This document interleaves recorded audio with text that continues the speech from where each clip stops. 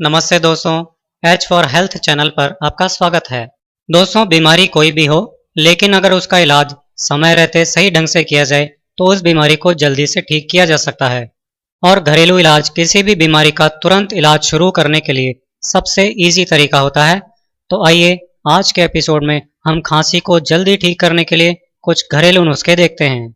दोस्तों, खांसी के लिए हल्दी को आयुर्वेद में बहुत ज़्यादा महत्व दिया गया है, क्योंकि हल्दी इन्फेक्शन को तो ख़त्म करती है, लेकिन साथ ही साथ हीलिंग को बहुत तेज कर देती है। हल्दी कफ बनना रोकती है और कफ से पैदा होने वाली बीमारियों को चुटकियों में दूर कर देती है। हल्दी एंटीबायोटिक भी है और एंटी एलर्जिक भी है। ये कीटाणुओं को नष्ट करके खून को भी साफ कर देती है। इस रेमेडी के लिए हल्दी के साथ जो चीज़ें आपको काम में लेनी है वो है शहद, घी और नमक। शहद में भी एंटीबायोटिक गुण होते हैं और ये गले पर एक लेप लगा देता है, जिससे इन्फेक्शन खत्म होता है। और साथ ही अगर गला अंदर से खांसी के कारण छिल गया हो तो उसे भी ठीक कर देता है।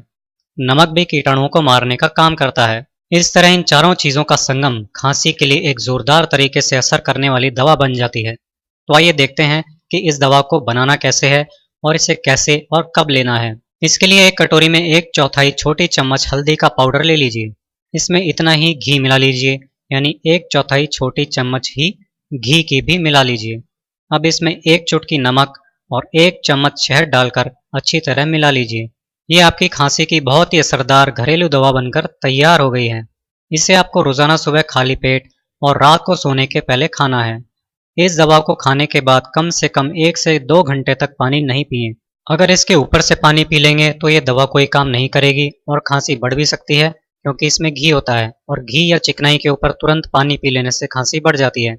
इसलिए ऐसे ही यूजफुल हेल्थ टिप्स देखते रहने के लिए आज ही हमारे चैनल को सब्सक्राइब कीजिए।